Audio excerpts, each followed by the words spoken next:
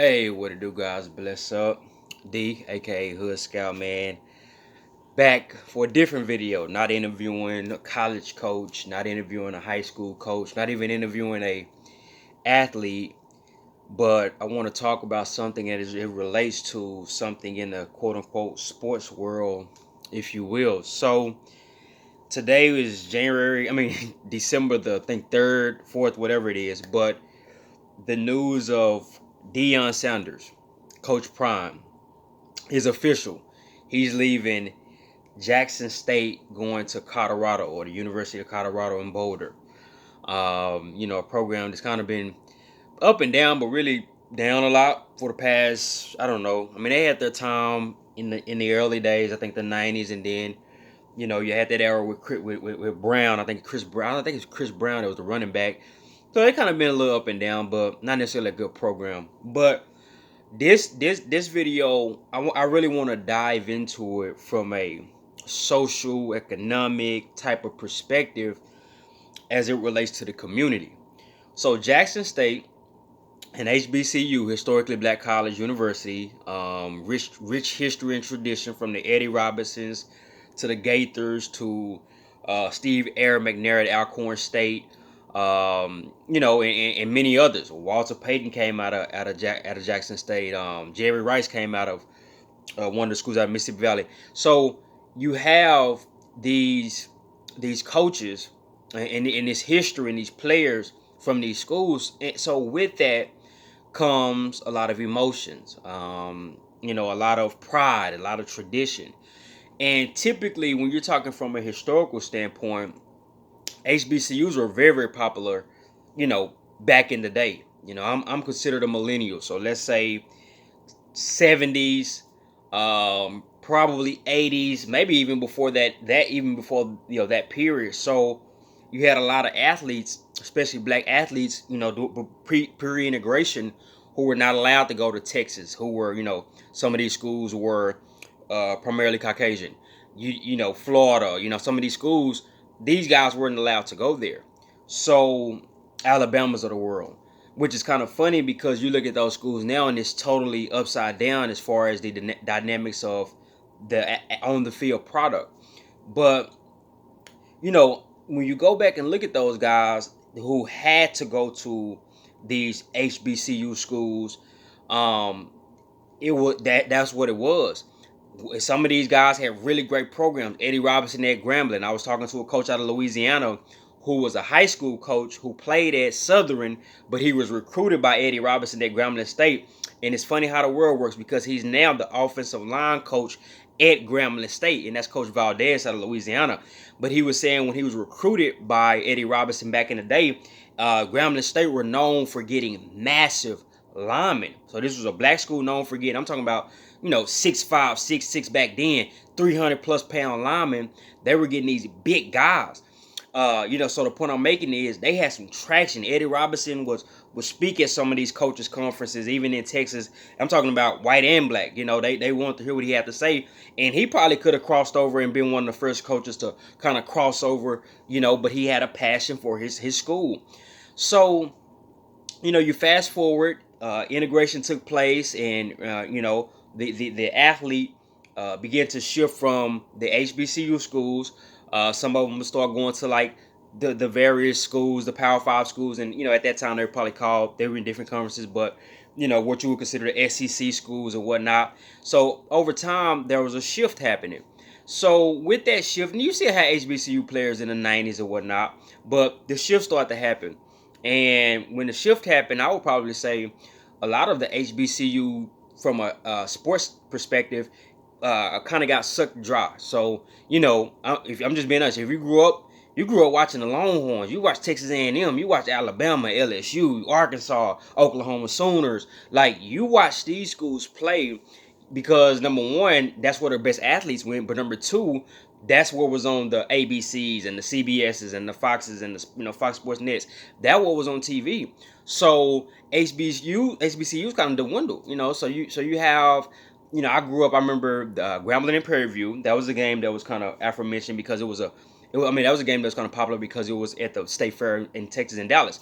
Then you had Southern versus Grambling. I remember watching that one growing up a little bit because that was on NBC. But outside of those two, you just didn't hear about no HBCU football. Like you really didn't see it, and you really didn't hear about it unless I guess you grew up in a family who were in kind of into that type of stuff.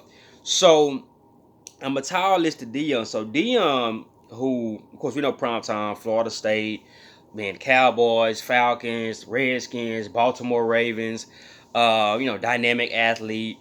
We know who we know Deion.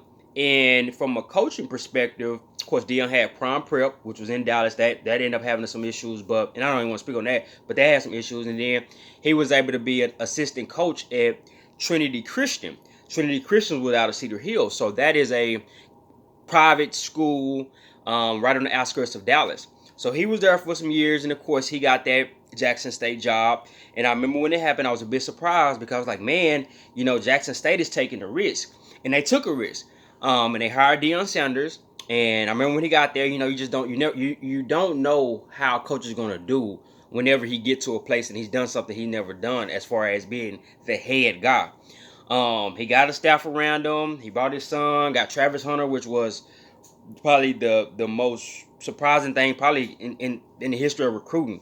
I mean, because I don't remember last time a five-star, the best player in the whole entire country, chose a smaller or HBCU school. So, that came to fruition. It was kind of interesting to see. And to Deion's credit, he won. I mean, he took that opportunity and he made the most of it. It was a win-win for the university. It was a win-win for Deion. And with that came a lot of more pride. Now, Jackson State, according to what a lot of people, always had tradition. Always had people, selling out the stadiums or whatever. But to me, Deion, from a modern perspective, he did raise that profile, that value of that profile when he talks about the eyeballs on it. And and Deion is prime time. He's the glitz, he's the glamour. He likes attention. That is what it is. But I think the bulk of what I want to talk about is the outrage as it is to Deion leaving. Now I gotta give Deion credit. They went down there to try to get, I guess, legislation changed and fight for the water crisis and stuff like that. And from a historical perspective, HBCUs are underfunded. I think Tennessee State or I won't say Tennessee State was like $400 million underfunded. I think FAMU, they had in a lawsuit or something. So there are historical data that backs these HBCUs being underfunded for whatever reason. But Deion, he tried to fight in his own right. But the point I want to make is Deion is a coach, and he's kind of a sports icon. But I wouldn't consider him like a Muhammad Ali. So I think the blame and the outrage that is directed at Deion has to be directed somewhere else. Could he have provoked change? Possibly. And was he trying to do it? Maybe. Could he have done it? That was probably going to have to come from the local civic leaders, the politicians, which is, that's like a dirty word now because there's so much junk here and there. The community leaders, the church pastors and organizations, and the community. I think sometimes we have a habit of looking at these coaches or these celebrities, I'll say celebrities really, as some type of really leaders. Like, a lot of these guys aren't really civic leaders. They aren't really leaders that know about the struggle, quote unquote, or the real issues. So you got to put it in perspective when these guys get these jobs, that you're not falling in love with them to the point that when they leave or make a wrong decision or do something you don't like, you're distraught. You're I mean, just broken shambles. Like, I'm seeing a lot of people mad and stuff, and everybody got a right to feel how they feel. But the point I'm making is the energy that you're directing at Deion, or the accountability that you desire from him, are you putting that same accountability in your local leaders? Are you getting out there and your local quote unquote pastors or whatever? Are you putting that same energy into them as you are into a guy like a Deion Sanders, who is an athlete turned coach. Cultural icon, yeah, but still he's an athlete. I think we can misplace these values on these guys that that I'm not gonna say they're not worth it, but these are athletes and coaches. Like there are people who their whole job is to run a city, to run a government, to do policy. But the coach is not it. He may know some of those guys. He may rub shoulders with millionaires. He may rub shoulders with powerful people. But usually he's not that guy. So I think we just got to put this whole thing into perspective, because when I look at even Deion at a Jackson State, how much change could he have really brought? He brought the. I think he gave some of a portion of his salary to get a practice field. They were in works, I think, of getting a new stadium. I know they had a water crisis. I heard the streets was very bad in Jackson. Kind of a really poor area. I think poor state.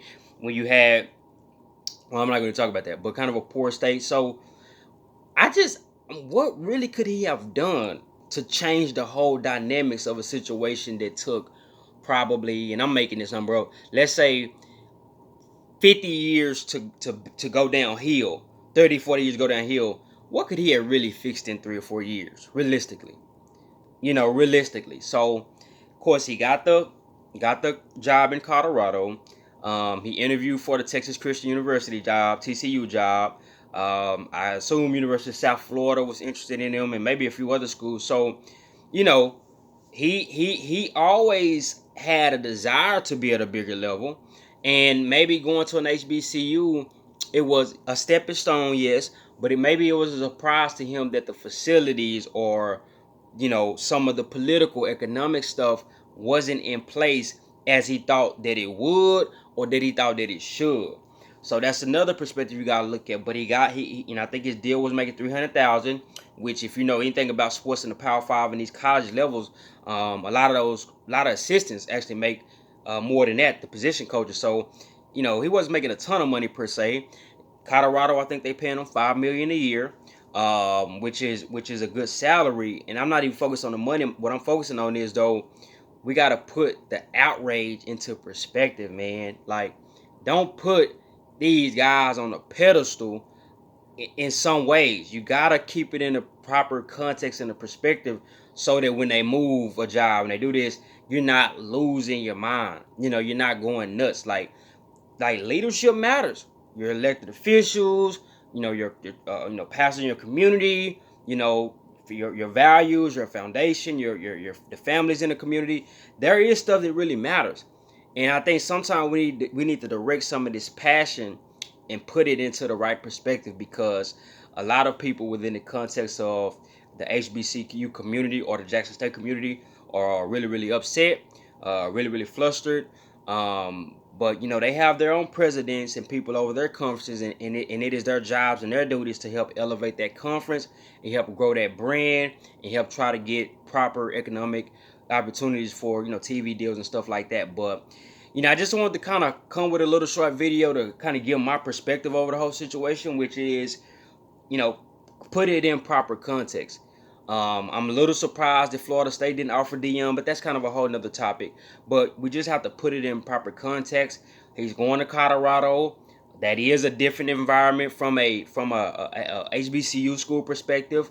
But I'm sure Deion, being in the NFL and then having his own kind of quote private school, he's seen both. He's been in the quote unquote suburbs and been in the neighborhood, so he understands both perspectives. But I just think we got to put it in perspective. You got a lot of people who are really mad, even people at some of the bigger schools. They're saying he's about himself, this, that, and the other. So everybody got an opinion on it. I just think we have to center it and put it in the right perspective.